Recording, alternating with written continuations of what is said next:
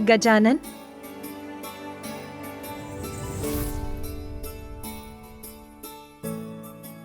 उठो पुत्र गजानन।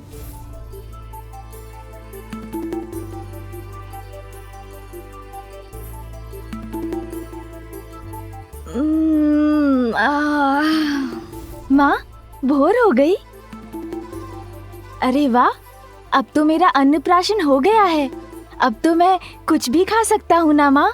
नहीं पुत्र, साधना करने वाले साधक का ध्यान भोजन, निद्रा और क्रीड़ा पर नहीं, अपितु मात्र अपनी साधना पर ही केंद्रित रहना चाहिए। साधना?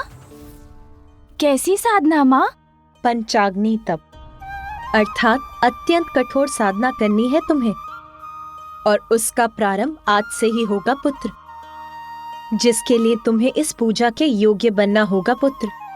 प्रातःकाल उठकर स्नान कर पूजा स्थल पर पहुंचकर भगवान को भोग लगाकर पूजा प्रारंभ करनी होगी पुत्र। जाओ पुत्र, स्नान करके आओ। उसके बाद मैं तुम्हें भवन से दूर तुम्हारे तप स्थल पर लेकर चलूंगी। हमारे भवन से दूर माँ? हाँ। अच्छा।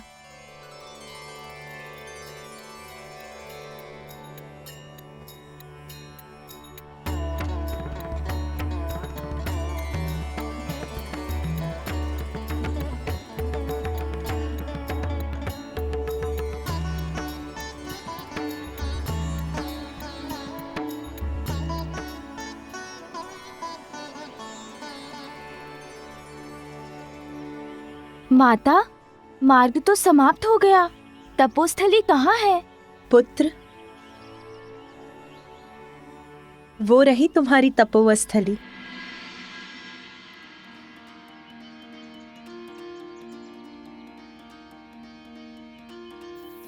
पार्वती के मन में उमड़ी ममता,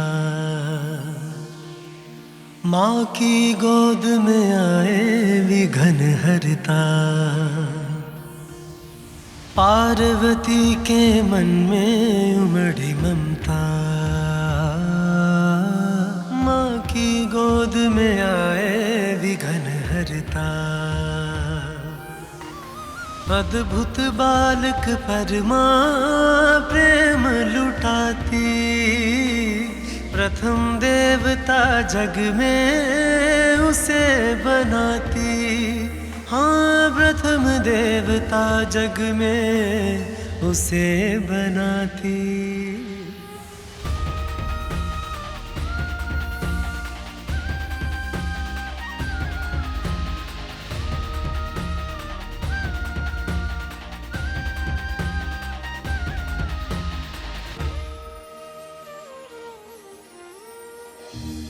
माँ, हम तप के लिए भवन से इतनी दूर इस निर्जन वन में क्यों आए हैं? इसीलिए पुत्र, क्योंकि इस निर्जन और शांत स्थल पर तुम्हारा ध्यान नहीं बटेगा और तुम अपने तप पर स्थिर रहोगे।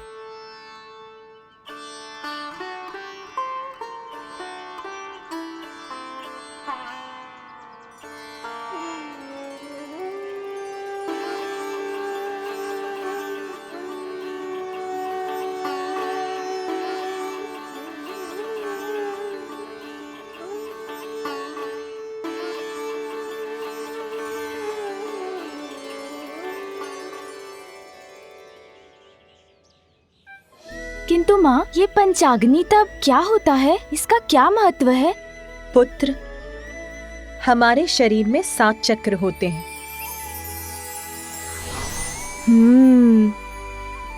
पृथ्वी से जोड़ने वाला मूलाधार, हमें सृजन की शक्ति प्रदान करने वाला और आनंद का स्रोत स्वादिष्ठान।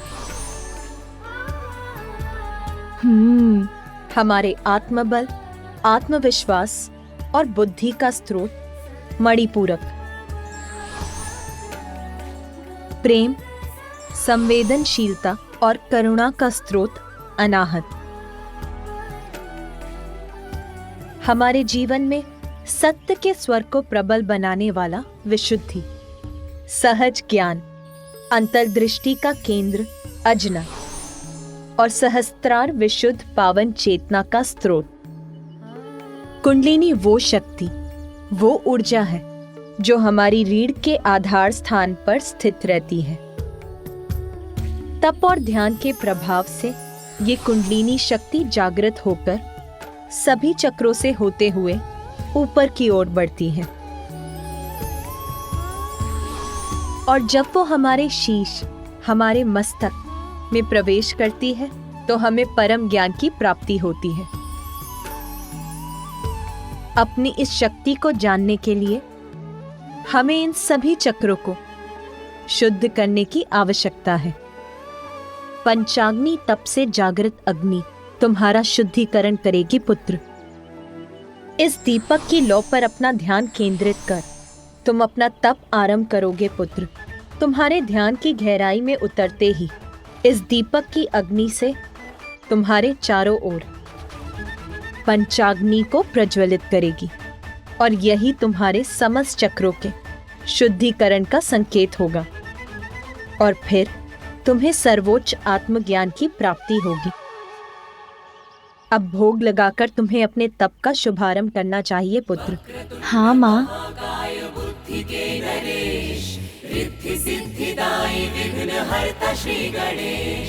सुमुख नाम प्रथम पूज्य देव तुम विशेष, रिद्धि सिद्धिदायी विघ्न हरता श्री गणेश। अब पद्मासन में बैठकर अपना समूचा ध्यान इस दीपक की लौ पर केंद्रित करो।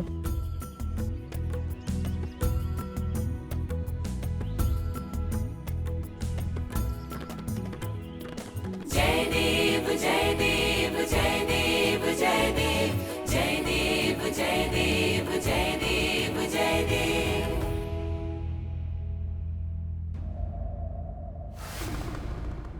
देवराज, आपको भी ज्ञात है कि अपने उत्तरदायित्वों से मुख मोड़ने का स्वभाव नहीं है मेरा, किंतु मेरा अनुज गजानन असुरक्षित है। उसे सुरक्षा प्रदान करने हेतु इस समय मेरा यहाँ कैलाश में उपस्थित रहना भी अत्यंत आवश्यक है। कुमार कार्तिकेय, ये कैलाश है, यहाँ स्वयं महादेव वास करते हैं, अर्थात गजानन सुरक्षित है। यदि कोई असुरक्षित है तो वो हम देवता हैं। हम देवताओं के सर पर संकट के मेघ छाए। आज धर्म की ज्योति भी संकट में है और उसकी रक्षा करना आपका धर्म है। देवराज,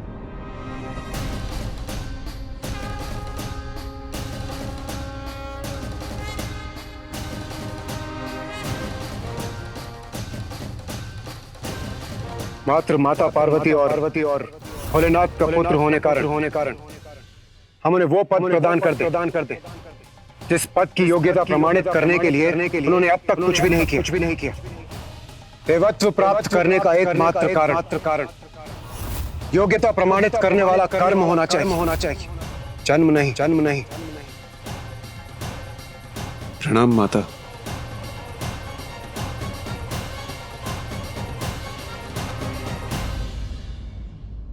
पूर्व में भी मैंने आपसे कहा था कि आपकी रक्षा, देवताओं की सहायता, सृष्टि के संकटों को दूर करना मात्र यही नहीं है मेरे पुत्र कार्तिकेय का धर्म।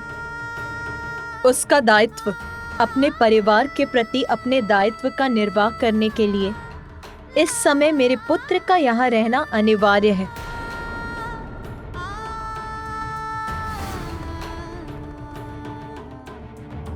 प्रभु, मैं तो केवल निवेदन ही कर सकता हूँ, निर्णय तो आप ही को लेना है।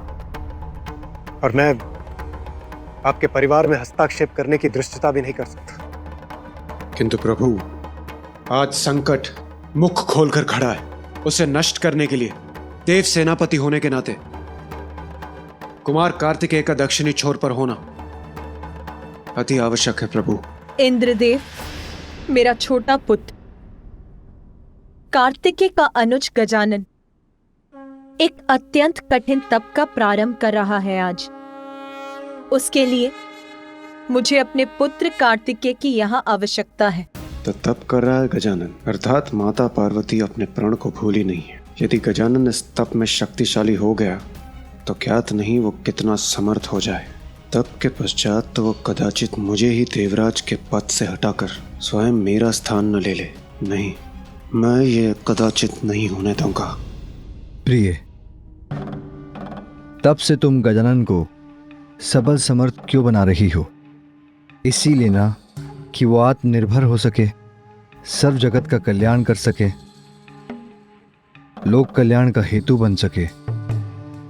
तनिक विचार करो उमा, तुम्हारा पुत्र कार्तिकेय तो तुम्हारी शक्ति पाकर पूर्व से ही सर्व समर्थ है। वो अपनी रक्षा करने के साथ साथ वो सज्जनों की रक्षा करने में भी सक्षम है, और वही उसका धर्म है ना?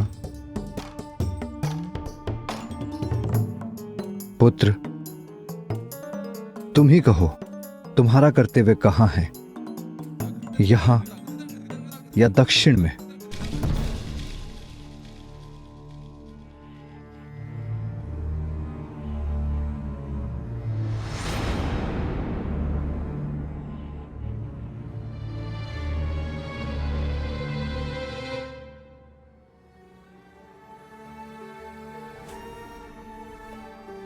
आप उदास मत होइए माता। पिताश्री का संकेत उचित है। आप यहाँ गजानन की सुरक्षा का ध्यान रखें और मैं वहां दक्षिण में अपने दायित्व का निर्वहन करूंगा। किंतु जब भी आपको मेरी आवश्यकता होगी मैं यहाँ उपस्थित हो जाऊंगा। क्या आप मुझे जाने की अनुमति देंगी?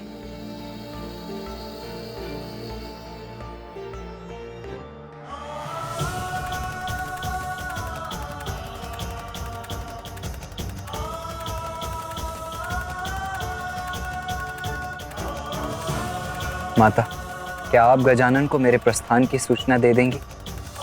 वहां जाकर उसके तप में कोई व्यवधान नहीं डालना चाहता।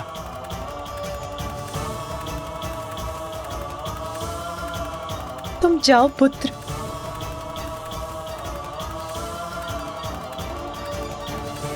कर्तव्य के आगे अपने स्नेह का बलिदान देने का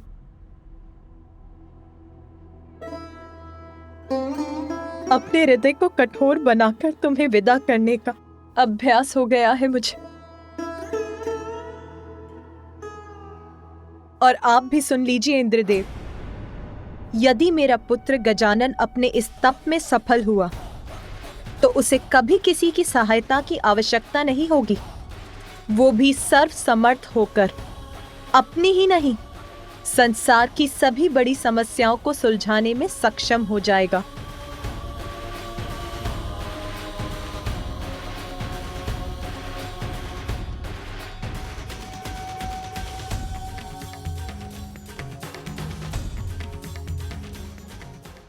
मंगलकर्ता स्वामी श्री मंगल मूर्ति, जन जन पूजे होती कामना पूर्ति। जय देव जय देव, विघ्नहरण सुखदायक देव गणराया, वांछित फल पाया जो चरणों में आया। जय देव जय देव।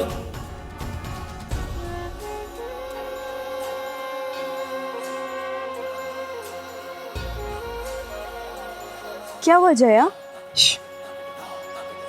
इतने ऊंचे स्वर में वार्तालाप करने की कोई आवश्यकता नहीं है जया।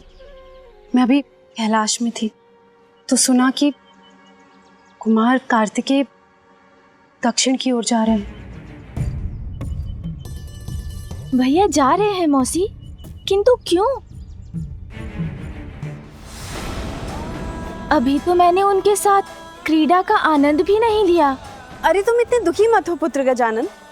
देखो ना, कुमार कार्तिकेय यहाँ नहीं रहेंगे तो माता अपना संपूर्ण स्नेह तुम्ही पर तो निछावर करेंगी। फिर वो जितना भी स्वादिष्ट भोजन पकाएंगी वो सभी अकेले तुम्ही को तो प्राप्त होगा। तुम्हें तो आनंद आ जाएगा ना। भोजन? अरे गजानन, तुम खड़े क्यों हो गए? मैं रसोई गृह जा रहा हूँ, अभी लौट आऊंगा। अरे रुको गजानन, गजानन।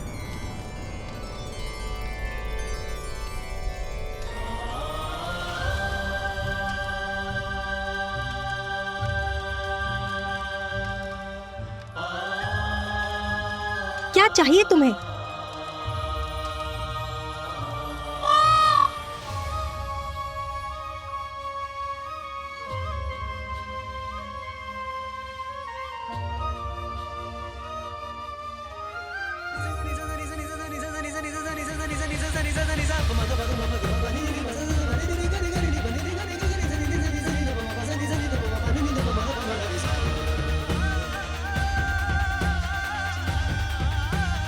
मैं कुछ नहीं बोलूंगी, किंतु साधना के मध्य में भूख को मिटाने के लिए अपने भोजन की व्यवस्था करने आया था।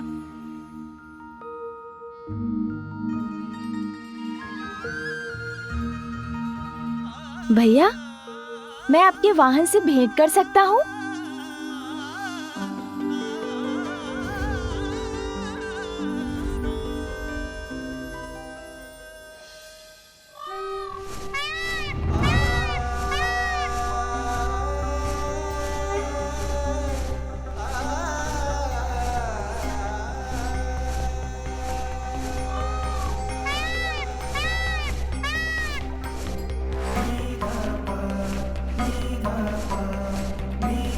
भैया, रुकिए भैया।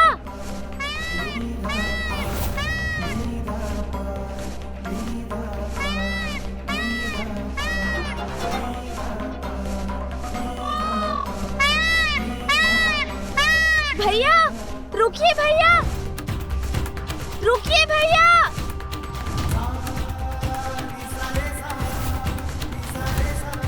रुकिए भैया।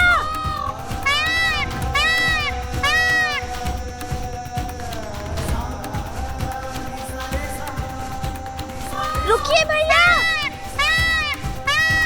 भैया, इधर देखिए ना। रुकिए भैया। खजान,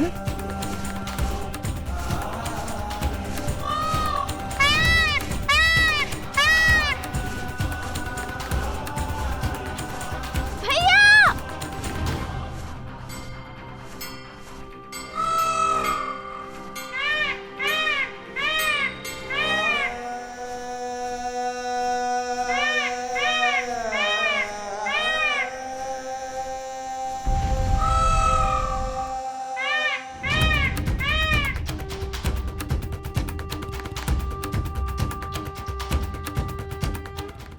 क्या हुआ गजानन? तुम दौड़ क्यों रहे थे? मुझे क्यों रोका? सब सकुशल तो है ना? कितनी बार कहा है तुम कि भवन से इतनी दूर अकेले मत निकला करो, कहा है ना? फिर माता को पता है तुम यहाँ हो? ये क्या है? भोजन आपके लिए, माँ के हाथों का बनाया हुआ भोजन। आपको अत्यंत प्रिय है ना माँ के हाथों का बनाया हुआ भोजन? ये लीजिए, जब मन हो तब खा लीजिएगा।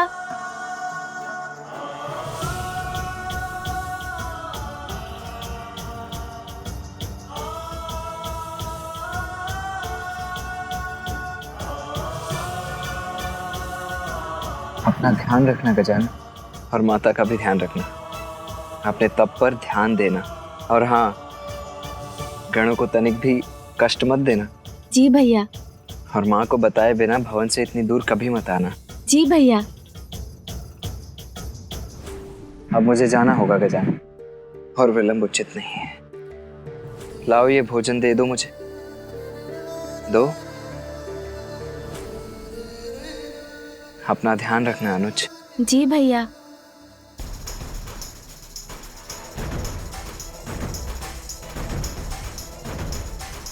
आपका जाना मुझे तनिक भी अच्छा नहीं लग रहा भैया, किंतु आपको रोक भी तो नहीं सकता ना।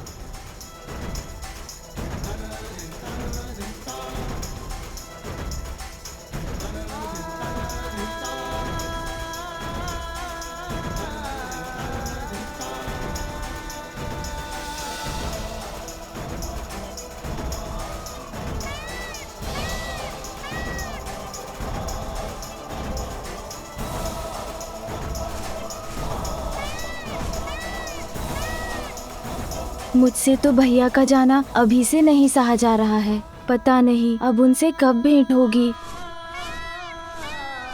किंतु अब मुझे लौट जाना चाहिए। माँ ने कहा था भोग की थाल लगाकर पूजा प्रारंभ करनी है।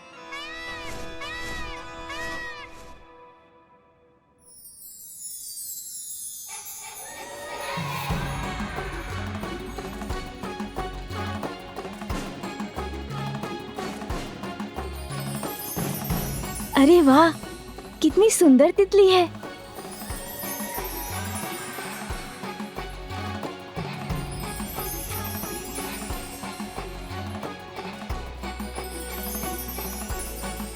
अरे रुको तितली।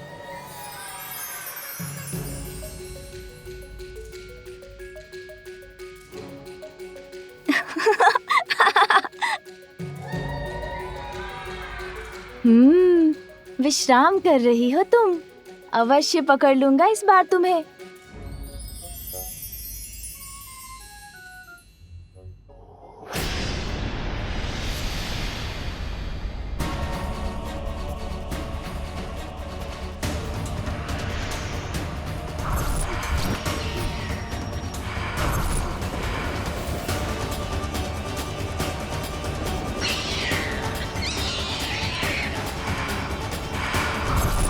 अरे ये तितली नहीं, कोई असुर है।